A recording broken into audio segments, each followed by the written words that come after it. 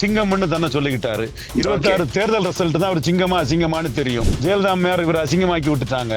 இவரு சிங்கம் விஜய் இல்ல, நீங்க அசிங்கம் விஜய்னு 2014 ஜெயலலிதா அம்மையார் இவரை நிரூபிச்சுட்டாங்க.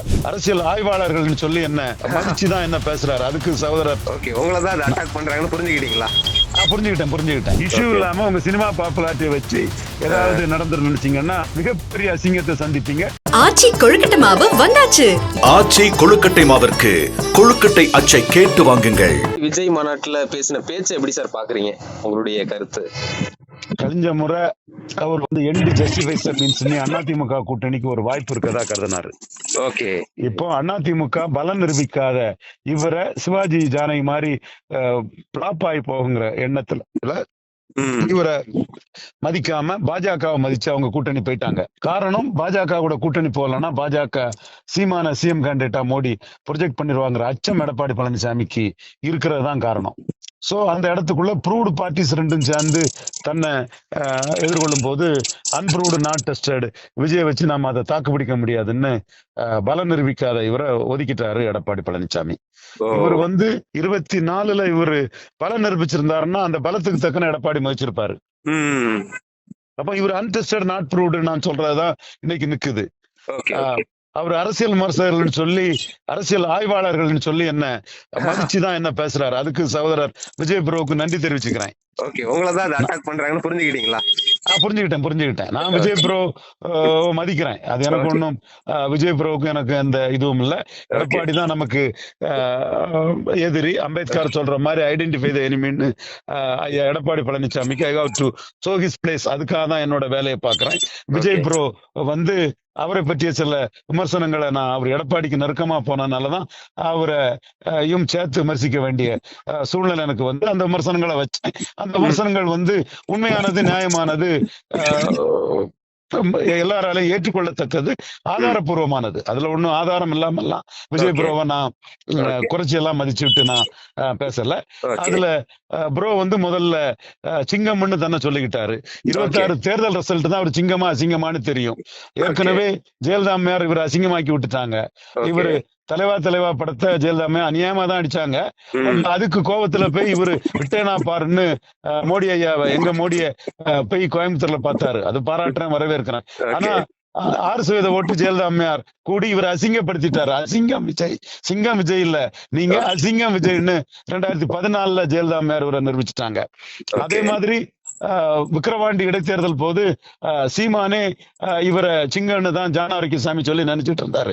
நான் தான் சொன்னேன், பலம் நிரூபிக்காதவருக்கு வாக்கு உரிமை கிடையாது, ஜானாரிக்கசாமி உங்களை ஏமாத்துறான், கோடிக்கணக்கான பணத்தை விஜய்கிட்ட வாங்கிட்டு உங்கள்ட்ட பொய்யா சொல்றான், ரிசல்ட் வந்தா பாருங்க விஜய்க்கு எந்த எஃபெக்ட் இருக்காதுன்னு சொன்னேன்.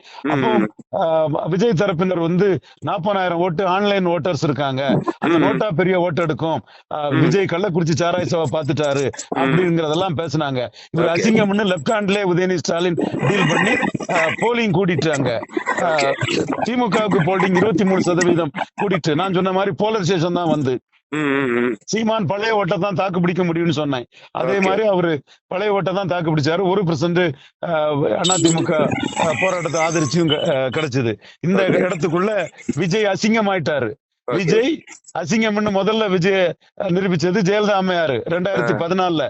ரெண்டாவது லெப்ட் ஹேண்ட்ல டீல் பண்ணி விஜய் அசிங்கம்னு நிரூபிச்சது உதயநிதி ஸ்டாலின் விக்கிரவாண்டியில விஜய் அசிங்கம்னு தெரிஞ்சதும், செல்வாக்குலன்னு தெரிஞ்சதும், ஈரோடு கிழக்குல சீமான் அஜித் அண்ணா பைக்கு சீமான் சின்ன மைக்கு, அஜித் அண்ணா பைக்கு சீமான் சின்ன மைக்கு, அஜித் அண்ணா பைக்கு சீமான் சின்ன மைக்குன்னு சொல்லி 8% ஓட்டு அதிகம் வாங்கினாங்க. அஜித்தை வச்சு வாங்கினாங்கன்னு சொல்ல வரல, அஜித்துக்கும் ஓட்டு எல்லாம் கிடையாது, அது எனக்கு தெளிவா தெரியும்.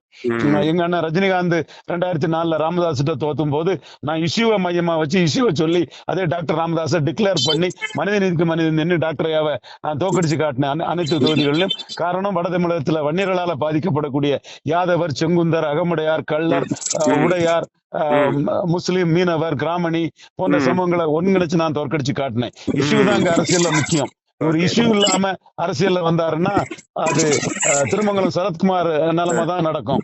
நான் எம்ஜிஆருக்கும் நாடியில விட்டு எனக்கும் நாடியில விட்டு ஒவ்வொரு வீட்லயும் என் மனைவி ராதிகா இருக்காங்க, சித்தி எல்லா வீட்லயும் பாக்குறாங்க, நான் எவ்வளவு ஓட்டு எடுப்பேன் தெரியுமான்ட்டு அவரு போனார். இதே விஜயோட இந்த முட்டாள்தனமா இப்ப விஜய் பேசிட்டு இருக்காருல்ல, அதே மாதிரிதான் என் சகோதரன் அண்ணன் சரத்குமாரும் போனாப்புல.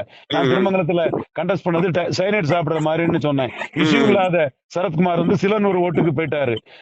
ஐயா தாளிங்க நாடார் கூட இருந்த இந்து மகாசபா மதுசூதன பெருமாள் வந்து கிறிஸ்துவ முஸ்லிம் பிரச்சனைகளுக்கு ஓடோடி வரக்கூடிய கட்சிகள் இந்துக்களின் பிரச்சனையில ஏன் மௌனம் சாதிக்கணும்னு கேட்டு 1000 ஓட்டுக்கு மேல எடுத்தாப்புல. இஷ்யூ இல்லாத சரத்குமாரை விட கன்னியாகுமரி மாவட்டத்தை சேர்ந்த மதுசூதன பெருமாள் இந்து மகாசபால ஒரு கேண்டிடேட் போட்டு சரத்குமாரோட 2 மடங்கு ஓட்டு எடுத்தாரு, 4 இலக்க ஓட்டு எடுத்தாரு. இன்னைக்கும் விஜய்க்கு நான் தான் சொல்றேன், இஷ்யூ இல்லாம உங்க சினிமா பாப்புலாரிட்டியை வச்சு ஏதாவது நடந்து நினைச்சீங்கன்னா மிகப்பெரிய அசிங்கத்தை சந்திப்பீங்க. 2026 நீங்க அசிங்கம்ன்றதான் நிரூபணமாகும். உங்ககிட்ட சுத்தி இருக்கவன் உங்க பணத்தை வாங்கிட்டு உங்களை அசிங்கமாக்கிட்டு தான் விடுவான். இதுதான் நடக்க போகுது. இந்த முறை வந்து போன முறை வாட் ப்ரோ ராங் ப்ரோன்னு எல்லாம் பேசினாரு. இந்த முறை பார்த்தோம்னா Stalin uncle very wrong uncle அப்படின்னு பேசியிருக்காரு. ஆனா இஷ்யூவை பாயிண்ட் அவுட் பண்ணி எதுவுமே பேசலையே. ஒரு தூய்மை பணியாளர் போராட்டமோ, கவினோட ஆணவ படுகொலையோ, சட்டம் ஒழுங்கு பிரச்சனை இது மாதிரி குறிப்பிட்டு பேசாம பொதுவா அட்டாக் பண்ணி பேசுறதுன்றது பொதுமக்கள் மத்தியில எடுபடுமா? இந்த பேச்சு எடுபடாது. திருமங்கலம் சரத்குமார் மாதிரிதான் ஒவ்வொரு வீட்லயும் ராதிகா போறாங்கன்னு ராதிகாவும் சரத்குமாரும் போகும்போது மக்கள் என்டர்டைன்மெண்ட் ஆட்டு ஒரு ஜாலியா அதை பார்த்தாங்க. ஓட்டு போடல, சில 100 பேர் கூட ஓட்டு போடல. இன்னைக்கு பாருங்க எங்க அண்ணன் சிவாஜி மாதிரி ஆயிட்டு பாருங்க. கட்டுக்கடங்காத கூட்டம் வந்தது, மறுக்க வரல. கட்டுக்கடங்காத கூட்டம் வெளியேறிச்சு. விஜய் பார்த்த உடனே வெளியேறாங்களோ? ஆமா, ஒரு முதல்ல கூட்டம் வெளியேறதுன்னு தான் புதிய தலைமுறையில செய்தி போட்டாப்புல. அது கட்டுக்கடங்காத கூட்டம் வெளியேறதுன்னு செய்தி போட்டாப்புல. அந்த செய்தி 8-10 நிமிஷம் ஓடிச்சு. அப்போ இது எங்க அண்ணன் சிவாஜியை பார்க்க வந்த கூட்டம் மாதிரிதான் இருக்குது.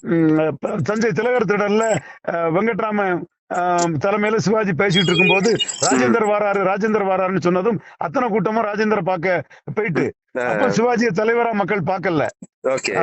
10 லட்சம் பேர் சிவாஜிக்காக சென்னையில திரண்டாங்க. மிகப்பெரிய கூட்டம். இந்த கூட்டத்துல எல்லாம் 3 மடங்கு பெருசு, 4 மடங்கு பெருசு விஜய்க்குள்ள கூட்டத்தை விட. தமிழகம் முழுக்க வந்திருந்தான். இதுவும் சொந்த காசு போட்டுதான் வந்தான். அதுவும் சொந்த காசு போட்டுதான் வந்தான். ஆனா 10 லட்சம் மக்களை திரட்டுன அந்த சிவாஜியால 5 லட்சம் ஓட்டு கூட எடுக்க முடியல தமிழகத்துல. ஒரு இந்த முறை அவருடைய முகப்புல பார்த்தோம் அப்படின்னா இந்த அண்ணா எம்ஜிஆர் இவரை போட்டு வரலாறு திரும்புகிறது 1967 சொல்லி பேசிட்டு இருக்காரு. ஒருவேளை தனிச்சு நின்று ஆட்சியை பிடிச்சிட முடியும்னு நம்புறாரா, இல்ல இன்னும் கூட்டணிக்கு யாராவது வரணும்னு வெயிட் பண்றாரா? இந்த பேச்சு எப்படி பாக்குறீங்க? அவரு கூட்டணிக்கு இவரை மதிக்காம பாஜக கூட அதிமுக கூட்டணி போனதுல ரொம்ப ஃப்ரஸ்ட்ரேட் ஆயிட்டாரு. விரக்தியில பேசுறாரு. அவரு அந்த விரக்தி ஆதவர்ஜனாவே காட்டினாரு. 18% கிறிஸ்டின் முஸ்லீம் ஓட்டு பாதிப்பு, அங்கேயும் கூட்டணிக்கு போனீங்கன்னு எடப்பாடியை பற்றி பேசினாரு.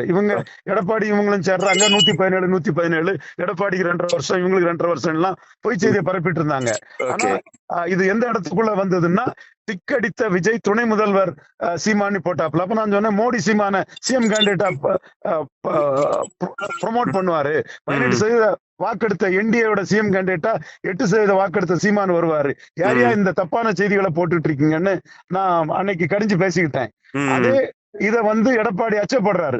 நம்ம பாஜகவுக்கும் மோடிக்கும் அணி அமைக்கக்கூடிய சக்தி இருக்குது. சீமான நிதிஷ்குமார் மாதிரி, தமிழ்நாட்டின் நிதிஷ்குமார் மாதிரி ப்ரமோட் பண்ணிட்டா நம்ம 3வது இடத்துக்கு ஒரு தமிழ்நாட்டுல 150 சட்டமன்ற தொகுதிக்கு மேல போயிருவோம்னு எடப்பாடி அச்சப்படுறாரு. அதனால பாஜக விடமாட்டான்னு அவர் நினைக்கிறாரு. அந்த இடத்துல பலம் நிரூபிக்காத விஜய் உதாசீனப்படுத்திட்டாரு. சோ எடப்பாடியால உதாசீனப்படுத்தப்பட்ட விஜய் இன்னைக்கு வெப்பராளப்படுறாரு, கோவப்படுறாரு.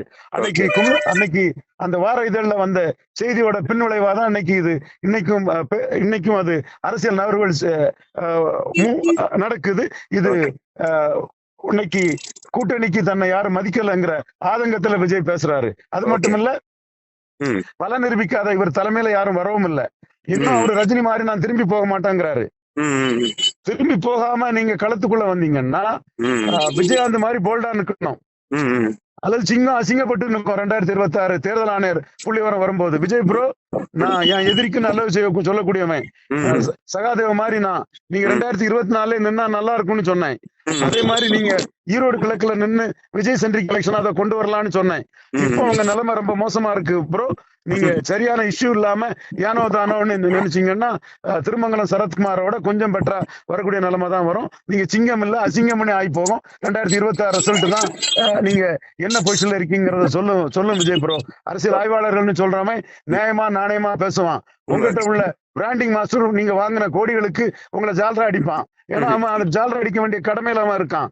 அரசியல் ஆய்வாளருங்கிறவன் என்ன மாதிரி சகாதேவ மாதிரி நியாயத்தை பேசுவான். விஜய் ப்ரோ புரிஞ்சுக்கிட்டா நல்லது, அல்லது அசிங்கமாயிடக்கூடாது.